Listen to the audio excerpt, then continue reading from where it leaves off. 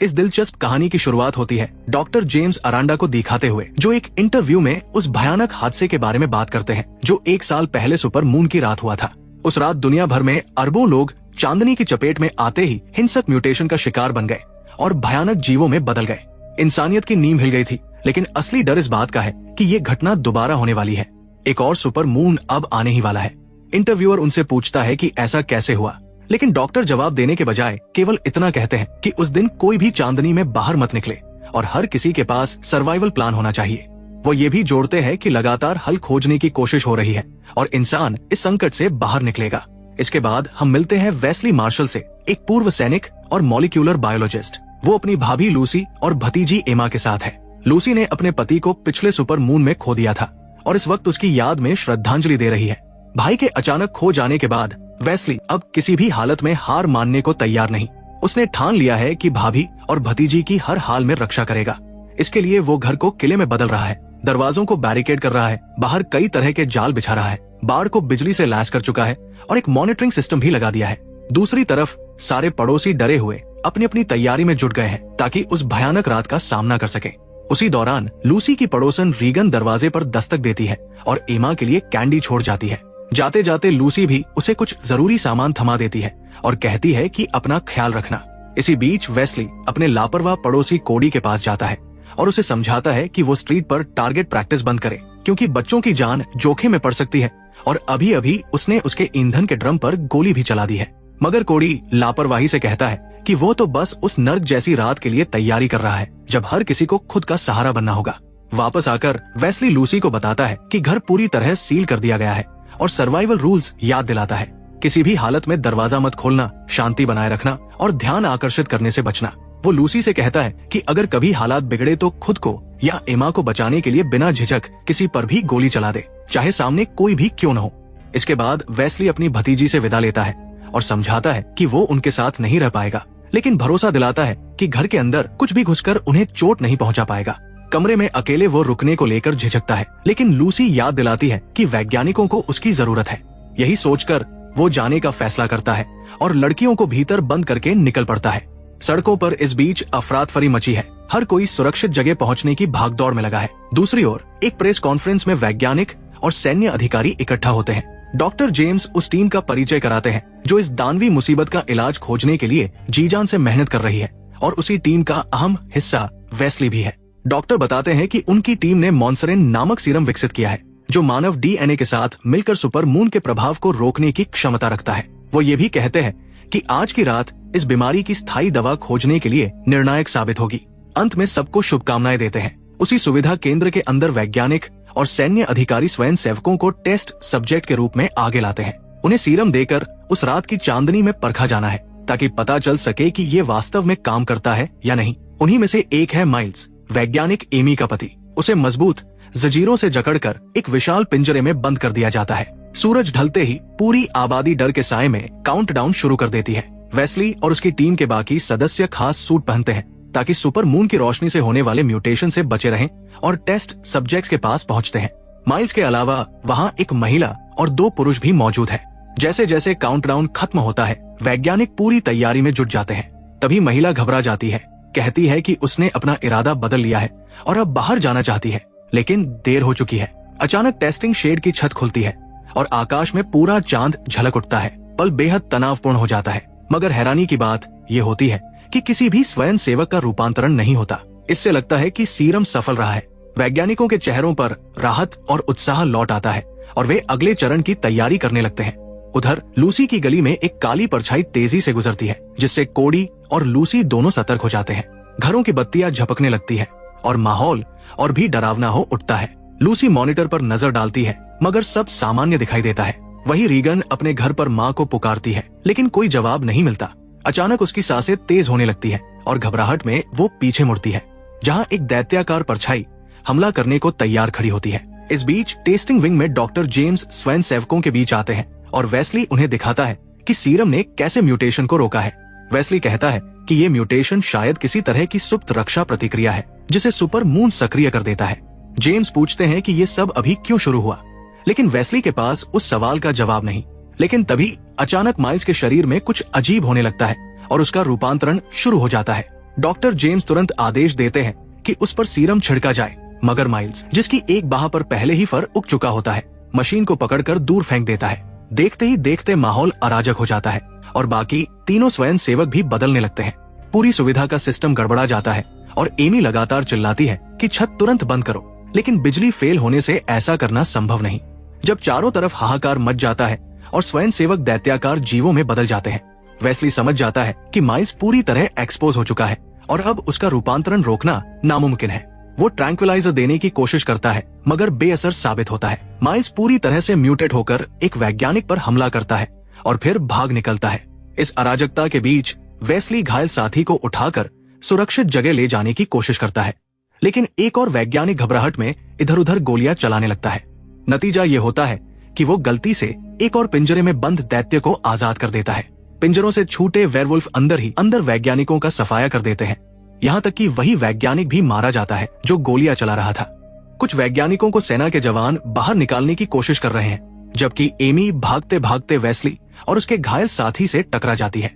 तभी कॉरिडोर से एक भयंकर गर्जना सुनाई देती है और वे रास्ता बदलकर एक और कमरे में घुस जाते हैं। दरवाजा बंद करने में वे किसी तरह कामयाब होते हैं, जबकि दैत्य ठीक पीछे तक पहुंच चुका होता है। उधर लूसी कैमरों पर दैत्याकार हलचल देखकर सिहर उठती है। कोडी पहले से तैयार बैठा है और पेड़ पर दिखे एक जीव पर निशाना साधकर गोलियां चलाने लगता है। इस बीच वेस्ली का घायल साथी दम तोड़ देता है। एमी कहती है कि उन्हें यही रुकना चाहिए जब तक मदद न आ जाए, लेकिन वेस्ली साफ कह देता है कि मदद आने वाली नहीं और अगर वे रुके तो मर जाएंगे। एमी याद दिलाती है कि बाहर निकलने का मतलब चांदनी में आना है और तब वे भी राक्षस बन जाएंगे। वेस्ली जवाब देता है कि वे सीरम का इस्तेमाल करके इसे रोक सकते हैं। कोडी अब भी बाहर पर नजर गड़ाए बैठा होता है कि अचानक खिड़की तोड़कर एक भारी भरकम फ्रीजर उसके ऊपर आ गिरता है और वो दूर जा पटकता है। इससे बुरी बात ये होती है कि वो सीधे चांदनी में आ जाता है और उसका रूपांतरण शुरू हो जाता है। दूसरी ओर वेस्ली और एमी सावधानी से रास्ता बदलते हुए सुविधा केंद्र में आगे बढ़ते हैं। दैत्यों से बचते बचाते एक कमरे तक पहुंचते हैं और जितना संभव हो सके हथियार और सामान इकट्ठा कर लेते हैं। वेस्ली घड़ी सेट कर देता है ताकि सीरम का असर, जो लगभग 1 घंटे तक रहता है, बेकार न जाए, और साफ कहता है कि अगर उनमें से कोई बदल गया तो दूसरा अकेले आगे बढ़े। बाहर निकलते ही उनका सामना रूपांतरित माइल से हो जाता है। वेस्ली गोली चलाने ही वाला होता है कि एमी उसे रोकती है और गैस कंटेनर पर निशाना साधकर विस्फोट करती है, जिससे माइल्स अस्थायी रूप से सुन्न हो जाता है। दोनों किसी तरह भागकर एक कार में बैठते हैं और वहां से निकल पड़ते हैं। वेस्ली का अब एक ही लक्ष्य है, लूसी के घर पहुंचना। रास्ते में वो फोन मिलाकर हालचाल पूछता है। लूसी बताती है कि उसने कैमरों पर देखा कि एक वेयरवुल्फ कोडी के घर में घुस चुका है। तभी अचानक बाहर से कोई उसकी मदद के लिए पुकारता है। ये रीगन है जो चिल्ला रही है और अपने ऊपर एक तिरपाल डाले हुए है, इसलिए उसका रूपांतरण नहीं हुआ। लूसी दहशत में उसे बचाना चाहती है, मगर जानती है कि ये बेहद बड़ा जोखिम है। फोन पर वेस्ली घबराहट में चिल्लाता है कि किसी भी हालत में दरवाजा मत खोलना और नियमों को याद रखो। मगर लूसी अपने पड़ोस की बच्ची को इतनी असुरक्षित हालत में देखकर खुद को रोक नहीं पाती।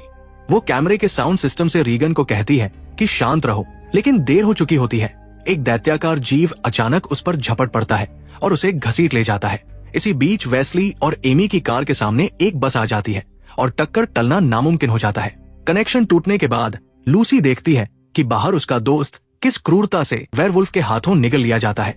बाहर खड़ा वह राक्षस भयानक गर्जना करता है, जिससे लूसी और एमा की रूह कांप उठती है। कार दुर्घटना में वेस्ली और एमी बुरी तरह फंस जाते हैं, लेकिन आग फैलने से पहले किसी तरह बाहर निकल जाते हैं। उधर वेयरवुल्फ बन चुका कोडी रीगन के शव को उठाकर लूसी के घर की इलेक्ट्रिक फेंस पर पटक देता है ताकि उसका सुरक्षा कवच टूट जाए। लूसी एमा को सुरक्षित जगह भेजती है और जब देखती है कि कोडी फेंस के पास मंडरा रहा है तो उसके चेहरे पर पेपर स्प्रे दाग देती है। राक्षस दर्द से चिल्ला उठता है।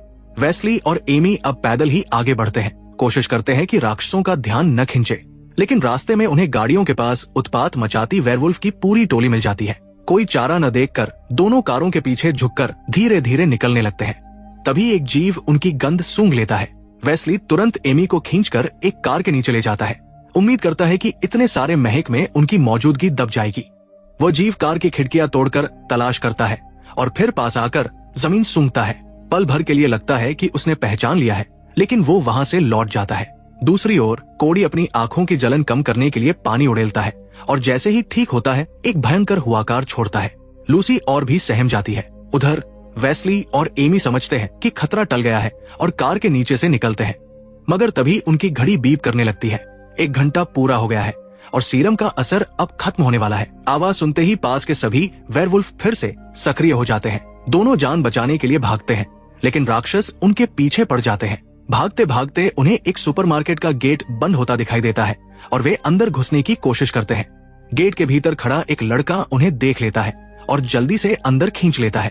अंदर पहुंचते ही अचानक नकाबपोश लोग उन पर हमला कर देते हैं। एमी को चाकू से काबू में कर लिया जाता है। वेस्ली और एमी उन्हें समझाने की कोशिश करते हैं कि वे वैज्ञानिक हैं और इलाज ढूंढने पर काम कर रहे हैं, मगर उनमें से एक कहता है कि कोई इलाज नहीं है और पूछता है कि उन्हें राक्षसों के हवाले क्यों न कर दिया जाए। वेस्ली साफ कह देता है कि वो बस अपने परिवार तक पहुंचना चाहता है और इसके लिए उसे सुपरमार्केट के नीचे बने टनल्स का इस्तेमाल करना होगा। कुछ सोचने के बाद मुखौटाधारी उन्हें टनल के दरवाजे तक ले जाने को तैयार हो जाता है, मगर चेतावनी देता है कि आगे उन्हें खुद ही रास्ता तय करना होगा। उसी वक्त लूसी कैमरों पर देखती है कि बाहर की गली अब पूरी तरह दैत्यों से भर गई है और ये जीव अब यूं ही भटक नहीं रहे, बल्कि संगठित होकर कुछ बड़ा करने की तैयारी में दिख रहे हैं। वेस्ली और एमी धीरे धीरे टनल में आगे बढ़ते हैं। रास्ते में एक भारी गेट बंद मिलता है तो वेस्ली उसे गोली से तोड़ने की तैयारी करता है, लेकिन इससे पहले ही पीछे से एक दैत्याकार जीव उन पर झपट पड़ता है। अब उनके पास केवल लड़ने का ही विकल्प बचता है। गोली चलाने से पहले ही राक्षस पूरी ताकत से उन पर टूट पड़ता है। गेट तोड़कर उन्हें जमीन पर पटक देता है। टक्कर से एमी बेहोश हो जाती है। वेस्ली उठने की कोशिश करता है, लेकिन जीव उसे दोबारा दूर फेंक देता है। अगले ही पल जब दैत्य उस पर टूटता है, वेस्ली किसी तरह पास पड़ी लोहे की छड़ पकड़ लेता है और पूरे जोर से उसे भोंक देता है। राक्षस वही ढेर हो जाता है। थोड़ी देर बाद एमी होश में आती है और वेस्ली को सहारा देकर आगे बढ़ाती है। आगे बढ़ते हुए वे एक ऐसे रास्ते तक पहुंचते हैं जो सीधे सड़क से जुड़ा है, लेकिन वहां रुक जाते हैं क्योंकि ऊपर सुपर मून की रोशनी फैल रही होती है। दोनों अपने ऊपर तिरपाल डालकर धीरे धीरे आगे बढ़ते हैं। पास की एक दुकान में घुसते ही गलती से अलार्म बज जाता है, जिसे तुरंत बंद कर देते हैं क्योंकि वे जानते हैं कि ये आवाज दैत्यों के लिए सीधे खाने का न्योता है। उनके पास एक और डोज सीरम है, लेकिन बहुत गर्म है, इसलिए उसे फ्रीजर में रखकर ठंडा करना पड़ता है। यही वजह है कि वे उस दुकान में घुसे थे। उधर लूसी के घर पर इलेक्ट्रिक फेंस अभी भी काम कर रहा है, जिससे थोड़ी सुरक्षा बनी हुई है। राक्षस पास मंडराते हैं, लेकिन पार नहीं कर पाते। तभी वे कैमरों को एक एक करके तोड़ना शुरू कर देते हैं और अब केवल 2 कैमरे बचते हैं। लूसी लगभग अंधी हो चुकी होती है। सीरम ठंडा होने का इंतजार करते हुए वेस्ली एमी से कबूल करता है कि वो हमेशा मिशनों पर दुनिया भर में व्यस्त रहा और परिवार बनाने का कभी समय ही नहीं मिला। लेकिन भाई की मौत के बाद उसे लगता है कि परिवार की जिम्मेदारी उसी की है। फिर भी डर है कि कहीं वह उन्हें सही तरीके से सुरक्षित नहीं रख पा रहा। एमी उसे ढांढस बंधाती है कि वो अपनी पूरी कोशिश कर रहा है और यही मायने रखता है। तभी सीरम सही तापमान पर पहुंच जाता है। एमी उसे ठंडा रखने का सामान ढूंढने निकलती है और वेस्ली को पास से कोई आवाज सुनाई देती है। वो देखने जाता है और देखता है कि एक युवती पीठ किए बैठी है, मानो कुछ खा रही हो। वेस्ली आवाज देकर पूछता है कि वो अंदर कैसे आई। लड़की मुड़ती है तो पता चलता है कि वो आधी बदल चुकी है और एक बिल्ली का मांस खा रही है। वेस्ली उसे गोली मारना नहीं चाहता और चेतावनी देता है कि पास मत आओ, लेकिन वो सुनती नहीं और हमला कर देती है। तभी एमी पहुंचकर टेजर से झटका देती है और युवती बेहोश होकर गिर जाती है। इस बीच लूसी के घर पर हालात और बिगड़ते हैं। अब वेयरवुल्फ कोडी के आदेश पर झुंड की शक्ल में इलेक्ट्रिक फेंस पर हमला शुरू करते हैं। बार बार टकराने से घर की लाइटें झिलमिलाने लगती है। लूसी अपनी शॉटगन तैयार रखती है। कैमरों से जो कुछ बचा है उससे वो देखती है कि एक राक्षस बिजली के खंभे को गिराकर फेंस पर पटखनी देता है। पूरे घर में ब्लैकआउट हो जाता है। अब लूसी की संपत्ति तक पहुंचने से उन्हें कोई नहीं रोक सकता। केवल बैरिकेडेड दरवाजे और खिड़कियां ही आखिरी सहारा बचती है। कुछ दैत्य जालों में फंस जाते हैं, मगर बाकी दरवाजों और खिड़कियों को पीटते हुए अंदर घुसने की कोशिश करने लगते हैं। लूसी और एमा इमरजेंसी लाइट्स जलाकर घर के हॉल में मोर्चा संभाल लेती है और आने वाले हमले का इंतजार करती है। लूसी को अचानक छत पर हलचल सुनाई देती है। जैसे ही वो नजर डालती है, उसे एहसास होता है कि वहां मौजूद एक दरिंदा वेस्ली द्वारा लगाए गए जाल में फंस चुका है। इससे उन्हें थोड़ी और मोहलत मिल जाती है। उधर सीरम की एक और खुराक लेने के बाद वेस्ली और एमी सड़कों पर सावधानी से बढ़ते हुए लूसी के घर की तरफ बढ़ते हैं। रास्ते में उन्हें कुछ लोग दिखाई देते हैं, भारी हथियारों से लैस, अच्छे से तैयार और सुपरमून की तेज रोशनी से सुरक्षित। ये लोग दरिंदों के एक झुंड से भिड़ रहे हैं। वेस्ली इसे मौके के तौर पर देखता है कि इसी भिड़ंत के बीच वो अपनी भाभी और भतीजी तक जल्दी पहुंच सकता है। हथियारबंद लोग अस्थायी तौर पर झुंड को पीछे धकेल देते हैं। जैसे ही वेस्ली और एमी सामने आकर उन्हें गोली न चलाने के लिए कहते हैं, साथ ही जोर देकर बताते हैं कि वे सीरम की वजह से सुपरमून की रोशनी से महफूज हैं, फिर भी कोई उन पर भरोसा नहीं करता। तभी अचानक एक वेयरवुल्फ हमला कर देता है और गोलीबारी का नया दौर शुरू हो जाता है। अब वेस्ली और एमी को भी गोलियों और दरिंदों से बचने के लिए पनाह ढूंढनी पड़ती है। हालात बिगड़ते जाते हैं और धीरे धीरे पूरा इलाका और दरिंदों से घिर जाता है। हथियारबंद लोग मारे जाते हैं। एमी को एहसास होता है कि वे पूरी तरह फंस चुके हैं। ऐसे में वो एक खतरनाक विचार रखती है, खुद को चारे की तरह इस्तेमाल करने का। उसका मानना है कि उसकी थ्योरी को टेस्ट करने का यही सही वक्त है। वेस्ली के विरोध करने पर वो उसे समझाती है कि उसे लूसी तक जरूर पहुंचना है और उसे बचाने के लिए यही रास्ता है। वेस्ली भारी मन से कहता है कि वो जिंदा लौट आए। एमी धीरे धीरे आगे बढ़ती है और दरिंदों का ध्यान खींचती है। एक विशालकाय वेयरवुल्फ उसकी ओर कदम बढ़ाता है। पहले वो उसे सूंघता है लेकिन तुरंत हमला नहीं करता। अचानक हल्की सी काट लेता है। एमी हिम्मत करके उस पर दहाड़ मारती है, मानो अपनी ताकत साबित कर रही हो। दरिंदा भी उसी पल उसके चेहरे पर दहाड़ कर जवाब देता है।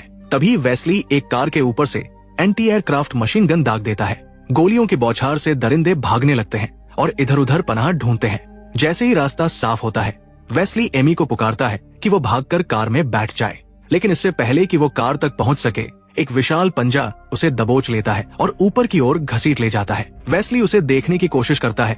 एमी और वो दरिंदा दोनों उसकी नजर से ओझल हो चुके हैं। मजबूर वेस्ली के पास कोई और रास्ता नहीं बचता। उसे लूसी तक पहुंचना ही है, इसलिए वो तेजी से कार आगे बढ़ा देता है। इस बीच लूसी छत की ओर गोलीबारी कर रही है। कुछ दरिंदे मरते हैं, मगर वे लगातार अंदर घुस रहे हैं।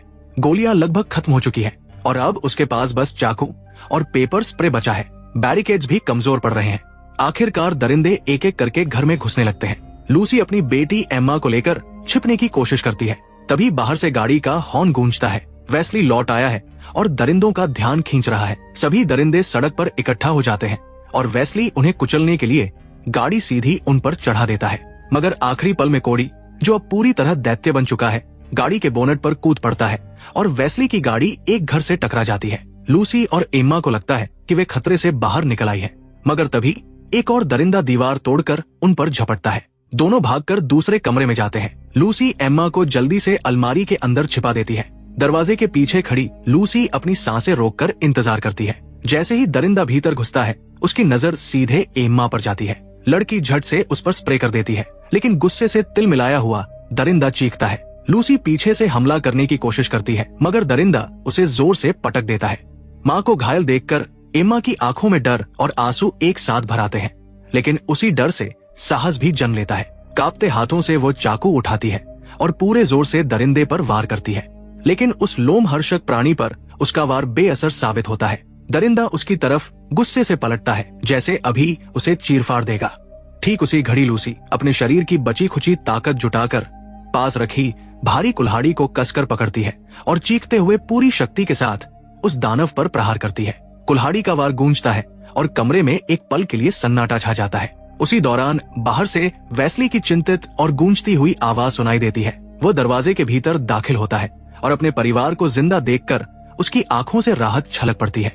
वो दोनों की हालत तुरंत देखता है और आश्वस्त होकर उन्हें अगले हमले के लिए तैयार करता है, क्योंकि बाहर अब भी असली खतरा बाकी है। गाड़ी और दीवार के बीच दबा कोडी धीरे धीरे अपनी पूरी दानवी ताकत लगाकर निकलने की कोशिश कर रहा है। वेस्ली जानता है कि अब उनके पास गोलियां नहीं बची और न ही कोई आसान रास्ता।